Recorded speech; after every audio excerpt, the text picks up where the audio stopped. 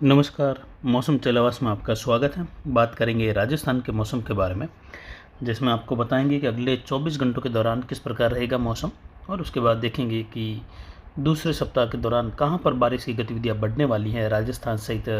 आसपास के राज्यों में, और किस प्रकार आगे आने वाले दिनों में मौसम रह सकता है, किस प्रकार मौसमी प्रणालियाँ उभर सकती हैं, उनके बारे में भी इस वीडियो में जो है जानकारी देंगे।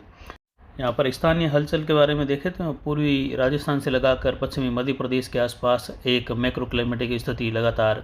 हलचल में बनी हुई है, यानी उभरने की ओर है, और ये लगातार यहाँ पर उतार चढ़ाव यहाँ पर बना हुआ है, और उम्मीद है ये आने वाले समय में कुछ प्रभावी होगी। उसकी वजह से राजस्थान में पूर्वी राजस्थान से लगाकर बारिश की गतिविधियों में जल्द ही फिर से नए बारिश का दौर देखने को मिलने की संभावना है। वहीं दक्षिण पश्चिमी राजस्थान और उत्तर गुजरात के आसपास से लगाकर भी मैक्रो क्लाइमेटिक स्थिति की ओर यहाँ पर हलचल बनी हुई है, पाली, जोधपुर, राजसमंद और अजमेर के बीच वाले क्षेत्रों से लगाकर, जिसका प्रभाव उत्तर गुजरात तक के इलाकों से लगाकर हो सकता है। यानी यहाँ पर जो उत्तर पश्चिमी हवाओं का एक क्षेत्र बना हुआ है उत्तर पश्चिमी राजस्थान के आसपास से लगाकर पाकिस्तान, तो वहीं अरब सागर से बढ़ने वाली दक्षिण पश्चिमी हवाओं का दौर कुछ जैसलमेर, बाड़मेर के क्षेत्रों की ओर भी बना हुआ है, जालोर से लगाकर। तो ये उत्तर पश्चिम से आने वाली हवाओं का रुख कुछ कम होने लगेगा, जिससे एक चक्रवाती हवा का क्षेत्र बंगाल की खाड़ी में जो 28-29 तारीख के आसपास से लगाकर सर्कुलेशन के रूप में उभरा था, आज 31 अगस्त का समय है, और ये कुछ प्रभावी चक्रवाती हवा का क्षेत्र बन चुका है, और इसका निम्न दबाव बनने की संभावना जल्द ही बन रही है। यानी एक सामान्य निम्न दबाव बनते हुए ये उत्तर पश्चिम दिशा में आगे बढ़ेगा, लेकिन 4 सितंबर से लगाकर 7 सितंबर के मध्य बंगाल की खाड़ी में बनने वाला निम्न दबाव डिप्रेशन की कैटेगरी में जा सकता है। इसकी संभावनाएं बहुत ज़्यादा हैं, जैसा कि कल के वीडियो में भी जानकारी दी थी। यानी फिलहाल जो चक्रवाती हवा का क्षेत्र बना हुआ है, इसके प्रभाव से राजस्थान सहित आसपास के क्षेत्रों में कुछ खंड वर्षा की गतिविधियाँ उभरने वाली हैं दूसरे सप्ताह के शुरुआत और पहले सप्ताह के अंतिम दिनों से, यानी 4-5 तारीख सितंबर की वहाँ से लेकर कर आगे आने वाली लगभग 7 तारीख तक इसका प्रभाव कुछ रह सकता है, 7-8 तारीख तक, जिसमें मध्य प्रदेश, छत्तीसगढ़ से लगाकर महाराष्ट्र, गुजरात, पूर्वी राजस्थान, दक्षिण पूर्वी राजस्थान, कुछ उत्तरी राजस्थान में भी खंड वर्षा की गतिविधियाँ पश्चिमी राजस्थान तक भी देखने को मिलेगी। फिलहाल आने वाले दिनों में लगभग देखें तो कोई भी प्रभावी WD आने वाला नहीं है, न ही कोई WD की गतिविधियाँ विशेष बारिश देने वाली है उत्तर पश्चिम भारत के क्षेत्रों में। खंड वर्षा की गतिविधियाँ जरूर छोटे इलाकों में हिमाचल, उत्तराखंड में गुजरते हुए कमजोर WD से देखने को मिल सकती हैं, लेकिन फिलहाल आने वाले 2 सप्ताह तक किसी भी प्रभावी WD की संभावनाएं बहुत कम नजर आ रही हैं, या फिर किसी भी प्रभावी WD का असर नहीं होगा। जो भी प्रणाली बारिश के रूप में उभरेगी वह केवल मानसूनी बारिश की गतिविधियाँ ही यहाँ पर होगी, चाहे वह खंड वर्षा के रूप में हो, कुछ बड़े दायरे के रूप में हो, या कहीं शुष्क मौसम भी देखने को मिले साथ साथ में। लेकिन जल्द ही मानसून ट्रफ फिर से दक्षिण झुकाव में होने वाली हैं, और ये लगभग 4 तारीख के आसपास उत्तरी राजस्थान के करीब तक, उत्तर पूर्वी राजस्थान के करीब तक मानसून ट्रफ फिर से झुकाव में आएगी, और हवाओं का चलन उत्तरी राजस्थान में पूर्वी उत्तर पूर्वी दिशा से चलने लगेगा। 6-7 तारीख आते आते ट्रफ का झुकाव राजस्थान के उत्तर मध्य भागों की ओर से होते हुए धीरे धीरे ये जैसलमेर, दूसरे सप्ताह के शुरुआती दिनों में जैसलमेर से लगाकर मध्य राजस्थान होते हुए कोटा संभाग होते हुए रहेगा। और जैसे जैसे जो अभी चक्रवाती हवा का क्षेत्र बना हुआ है ये प्रभावी रूप में बढ़ेगा आगे, तो ये निम्न दबाव के रूप में, यानी कह सकते हैं सामान्य निम्न दबाव के रूप में आगे बढ़ते हुए राजस्थान के दक्षिण पूर्व से लगाकर पूर्वी गुजरात के क्षेत्रों में इसके पहुंचने की संभावना है इस सीजन में लगभग 1 महीने बाद पुनः उभर रही है। यानी जुलाई महीने में सिस्टम आए थे, गुजरात की ओर भी निकले थे, लेकिन अब इस सिस्टम के राजस्थान के दक्षिण पूर्व से लगाकर पूर्वी गुजरात की ओर से होते हुए गुजरात में प्रवेश कर जाने की भी संभावनाएं सामान्य रूप में बन रही हैं, और ट्रफ कह सकते हैं उत्तर गुजरात से लगाकर बनेगी आने वाले दिनों में, जिससे राजस्थान के उत्तरी भागों में भी खंड वर्षा की गतिविधियाँ होगी, पश्चिमी राजस्थान में भी होगी, क्योंकि ट्रफ जैसे ही दक्षिण झुकाव में आएगी, पूर्वी हवाएं चलेगी, तो यहाँ पर बारिश की गतिविधियों की हलचल गंगानगर, हनुमानगढ़ से बीकानेर, चूरू वगैरह यहाँ पर खंड वर्षा के रूप में होगी। बड़े दायरे की बारिश फिलहाल नहीं कह सकते, लेकिन खंड वर्षा के रूप में होगी। लगभग 6 से 7 तारीख के आसपास ट्रफ कुछ इस प्रकार मध्य राजस्थान के आसपास रहेगी, जिससे उत्तरी राजस्थान, उत्तर पूर्वी राजस्थान, पूर्वी राजस्थान के कई इलाकों में मध्यम से तेज, कहीं कहीं मध्यम से लेकर भारी खंड वर्षा भी होगी, तो कुछ दक्षिण पश्चिमी राजस्थान के इलाकों में भी हल्की मध्यम, कहीं तेज खंड वर्षा, तो कहीं बूंदाबांदी वाला मौसम या शुष्क अवस्था वाला मौसम भी रहेगा।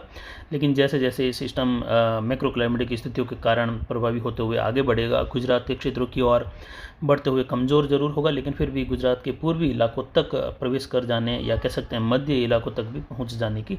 संभावनाएं लगभग अभी से 60% बन रही हैं।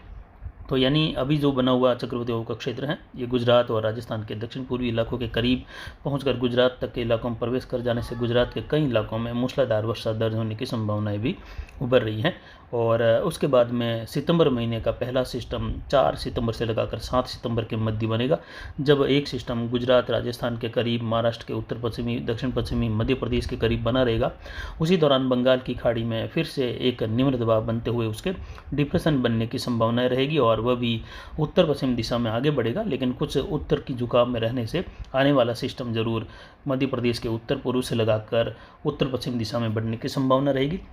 लेकिन वह कितना आगे बढ़ेगा उसकी जानकारी आगे आने वाले समय में लगातार विश्लेषण करते हुए आपको सटीक जानकारी देने की कोशिश करेंगे। फिलहाल देखें तो राजस्थान के कोटा, भरतपुर, उदयपुर संभाग के कई इलाकों में आने वाले समय में मूसलाधार भारी वर्षा होगी। अलग अलग क्षेत्रों में तो कहीं भारी से बहुत भारी वर्षा की गतिविधियां भी पूर्वी राजस्थान में एक बार पुनः देखने को मिलेगी। वहीं मध्य राजस्थान होते हुए पश्चिमी राजस्थान के इलाकों में खंड वर्षा की गतिविधियां हल्की मध्यम कहीं तेज होगी। सुदूर पश्चिम में देखें तो यहाँ पर खंड वर्षा की गतिविधियां गंगानगर, हनुमानगढ़ से लगाकर बीकानेर, पश्चिमी जोधपुर का इलाका है, जैसलमेर, इन क्षेत्रों में भी ट्रफ के झुकाव के साथ ही पूर्वी हवाओं का चलन बढ़ने लगेगा और इस बार पूर्वी हवाओं का चलन लगभग 5 से 7 दिनों तक बना रह सकता है, ऐसी संभावनाएं बन रही हैं।